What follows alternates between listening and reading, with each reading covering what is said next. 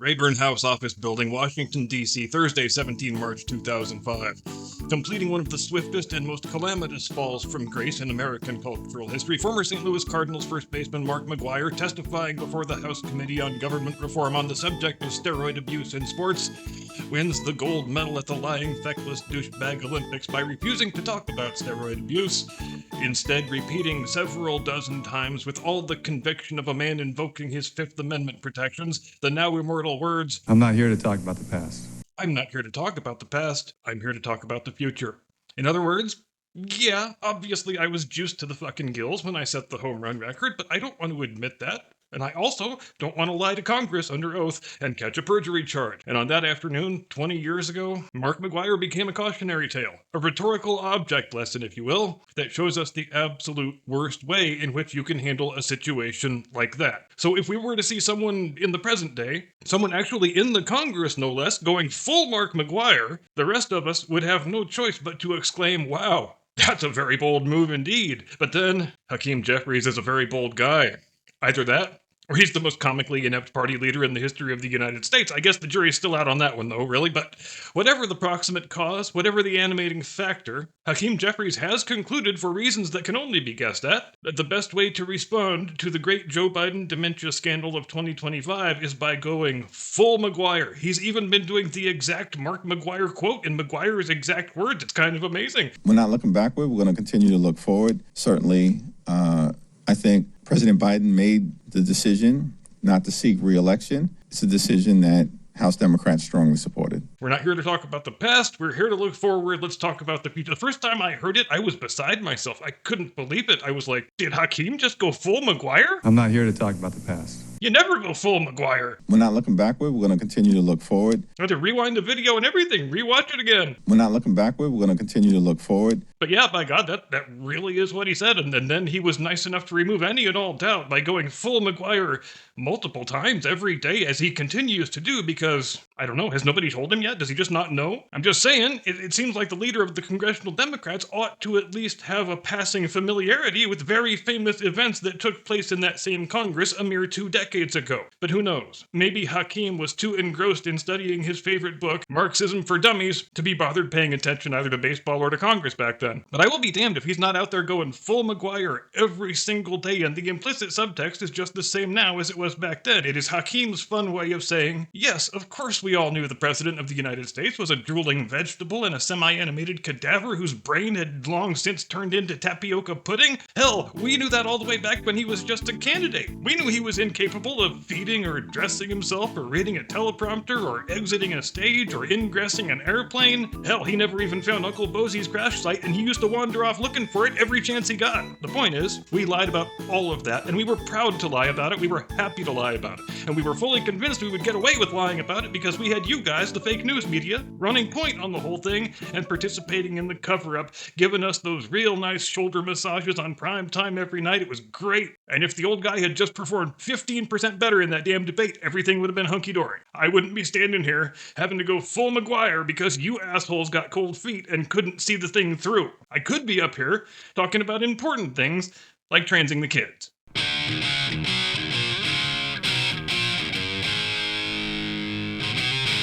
From high atop the battlements of Castle Curmudgeon, where the only performance-enhancing drug we believe in is rugged masculinity. Good evening, Mr. and Mrs. America, and all ships at sea. Welcome to the program. I am your eponymous host and humble servant. So I went back and watched that Mark McGwire hearing before I wrote the open, and that's really quite a thing to behold. And what a unique event in our sporting history, because when again will we ever see 3 Hall of Fame caliber ball players all permanently wreck their candidacy at the same time in the same room on the same day? And clearly the 3 of them didn't coordinate with each other beforehand, because they each took a rather wildly different approach to the problem of, I don't want to admit I did roids. For McGwire, it was the let's just talk about the future gambit. Sammy Sosa basically did there and sat there and did a bad Chico Escuela impression. Yeah, baseball be very, very good to me. A lot of that kind of stuff. And then his English comprehension would kind of fluctuate depending on how inconvenient the question was. I'm sure that was just a coincidence though. But it was Rafael Palmeiro who chose the worst of all possible worlds. He decided, I am just going to lie out my ass. I'm going to shake my finger at people. I'm going to pretend to be morally outraged and that I stand accused of such a dastardly act as this. And the thing you have to bear in mind is Palmeiro is the only one of the 3 who is still active at the time of this herring. Baseball didn't even have a steroid policy until after the height of the steroid era was already over. So McGwire and Sosa, they were never even tested for steroids during their careers. To the extent that Major League Baseball had a drug testing regime during the steroid era, it was still focused on coke and weed because those were the drugs that had caused all the player drug scandals back in the 80s. But Palmeiro is still an active player in 2005, so he does have to get tested. And right on cue, he pops a dirty one like less than a month after he puts on that finger wagging denial show in front of the Congress. And I think he got prosecuted for perjury, as well he should have done. Now, maybe there is something to be said for the Mark McGwire approach, where everyone knows you are being dishonest by omission, but at least you're not making explicitly false statements under oath while acting like an obnoxious prick like that man to your left is doing. So, congratulations to Rafael Palmeiro. If future historians should check back in 1,000 years, I bet you will still be the only guy with 3,000 hits and 500 homers who is not in the Hall of Fame. And last thing, speaking of the Hall of Fame, maybe this will be a controversial take, maybe not, I don't know, but I would put the steroid guys in before I would put the gambling guys in. Not Palmeiro, obviously, and not Bonds, because they were still juicing long after there was a policy and a testing regime in place. I guess you can probably put Roger Clemens in that category too. But McGwire and Sosa, baseball didn't have any steroid policy whatsoever when they had their big home run record chase in '98. And those of us in San Diego, we can well remember Ken Caminiti's MVP season of 1996 when it was openly written about in the newspaper that he carried a big bag of pills around with him everywhere, and everybody just kind of winked and chuckled about what all the stuff was. I mean, it isn't weed or coke, so it's not against the drug policy, so I guess it's time to party, right? Now, MLB finally issues a steroid ban around the turn of the century, but they didn't test for it yet, so everybody keeps doing it, obviously. It takes until 03-04 before they can negotiate a testing regime that's agreeable to the players' union, so Palmeiro winds up being the only high-profile steroid cheat who ever actually popped a dirty test. The point being, McGwire and Sosa built their Hall of Fame resumes at a time when the performance-enhancing drugs they were using were not against the rule. So I don't think you can keep them out of the Hall for being drug cheats because it wasn't cheating. And I'm not even here to talk about baseball. I'm actually here to talk about Pride Month. It's the 4th day of Pride Month, if you can believe it, in case you hadn't noticed, and you might not have, because this year's festivities have taken on what one might call a decidedly more understated character. It's almost like normal people are tired of compulsory, obligatory celebrations of other people's sex lives, but no, says CNN and NPR and NBC News. I hope I'm able to locate the CNN piece I saw so I can put it up on the screen because, God, it sure was delicious. CNN ain't gonna live in no world where gay stuff gets toned down just because people are kind of sick of it. Oh no, that dog ain't gonna hunt, y'all. If Pride Month celebrations are getting toned down and dialed back, there ain't but 2 reasons that CNN is willing to contemplate. 1, companies are afraid of backlash from right-wing homophobes, and 2, companies are afraid of retribution from the Donald Trump administration. You know, the famously homophobic Donald Trump, who has said exactly 0 anti-gay things in his 40-year-plus career as a public figure, whose defining characteristic is always saying exactly what's on his mind. But that's not even the main reason why this CNN theory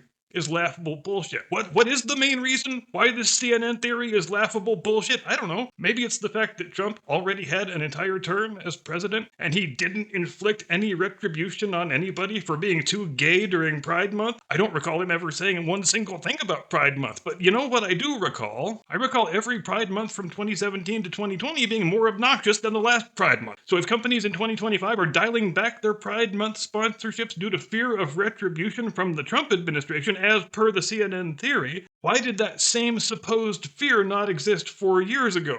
But we know what this is. We know what all of CNN's reporting is. It is fake news. It is wild-eyed leftist activism wearing the hollowed-out skin suit of what was once sort of a semi-reputable news outlet. And even when a story has a perfectly obvious and sensible explanation, CNN and others of that same ilk will tell you not to believe your lying eyes. Just like they did during the last 4 years when the President of the United States was very publicly collapsing into senility, and they called you a filthy right-wing conspiracy theorist for looking at that and saying, it looks like that man is collapsing into senility. And so it is with this Pride Month reporting. CNN has too much of an ideological investment in their narrative to ever correctly report that the worldview they're seeking to promote might be less popular or less fashionable than it was a year or 2 ago. You're never going to hear CNN even broach the possibility that Pride Month might be losing steam because 1, normal people are tired of everything being gay, and they're allowed to be tired of that. It doesn't make them bad people. It doesn't make them istophobes. And 2, normal people are are more aware than they used to be about some of the things that go on at these Pride Month events. I mean, if you want to have a little parade and wave a little rainbow flag and hold hands with your fake gay husband or whatever, normal people, for the most part, will never have a problem with that. And most normal people used to imagine that is what gay pride parades look like, because that is what gay pride parades used to look like. But all of a sudden, you look up one day and you say, wait, is that a grown man in assless leather chaps with a dog collar being whipped by another man on the back of a flatbed truck? So let's please not pretend this is just some sudden extreme right-wing backlash that happened in a vacuum out of the clear blue sky. The normies in America are a really tolerant bunch, up to a point. In fact, we're far more tolerant and permissive society than we ought to be, but that's a subject for another episode. But if you take advantage of their tolerance, if you engage in excesses and abuses and start displaying a very weird, creepy obsession with opposing other people's small children to depraved, disordered sex acts, that tolerance can and should be revoked and replaced with mistrust and opprobrium. Because I got a newsflash for you. Just like free speech isn't a one-way street, tolerance ain't one either. Tolerance doesn't mean you get to do absolutely anything you want, and I'm required to tolerate it. And it especially doesn't mean you get to do absolutely anything you want, and I'm required to watch and applaud and celebrate and let my kid leave with you in your fucking windowless white van. That's not how any of this works, my dudes. You want tolerance? Then behave in a way that warrants it. You want me to recognize your dignity as a human being? Then behave like a dignified human being. But if you give me every reason to believe you're just a pervert who likes to get his jollies by doing weird, freaky sex stuff on top of a flatbed truck, then you're going to be treated in a manner that befits the station you have chosen for yourself. You see, CNN wants to live in a world where the natural order of things, the arc of history, if you will, always bends toward the things that they like and wish to promote. Like, for example, homosexual leather fetishists whipping each other's asses raw in front of the local townsfolk. And so, CNN is very invested in the idea that every Pride Month should be bigger and gayer and rainbowier than the last Pride Month, and that trend should persist inexorably for all time.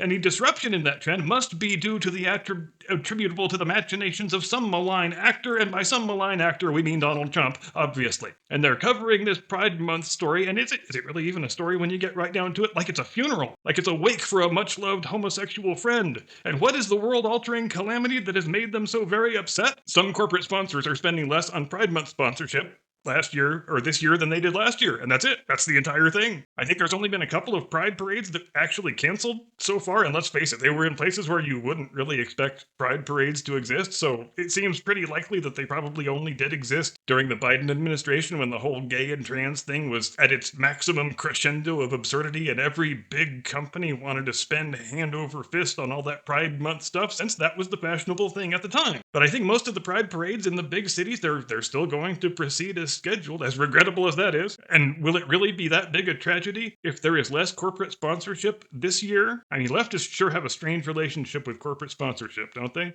It's either the best thing ever or the absolute worst thing ever, depending on the thing being sponsored. I think the really interesting thing to see will be whether the worst excesses of the people in the parades themselves will be toned down to any significance, particularly since it was those excesses being brought to light and promulgated mainly by conservative independent media that caused a lot of people who had been looking the other way to take a good hard look and say, nah, I'm not into that. Maybe I don't need to buy the brand of shitty beer that sponsors this public degeneracy. Gosh, it's almost like this is what a perfectly functioning free market looks like. A brand spends its promotional dollars, the existing customers decide whether they want to keep supporting that brand that promotes that thing, and the non-customers have to decide whether they want to start supporting a brand that promotes that thing. Just don't try telling CNN any of that, because they will probably just call you a transphobe or something. And they hate free markets anyway, which we know. But at the end of the day, when the last rainbow-colored cookie has crumbled, when all the purple-haired non-binary cows have come home, what has Pride Month ever been about except corporate sponsorship? Now be honest now, if it wasn't for popular consumer brands festooning themselves in rainbow crap once a year, would anybody know Pride Month exists except for the S&M leather fetish guys up on the flatbed? You know how the calendar flips to June and then you open up your favorite streaming platform and it's just wall-to-wall rainbows and they want you to check out their fresh list of LGBT stories? I mean, without that fun bit of heavy-handed corporate pandering, would anybody know Pride Month exists? Except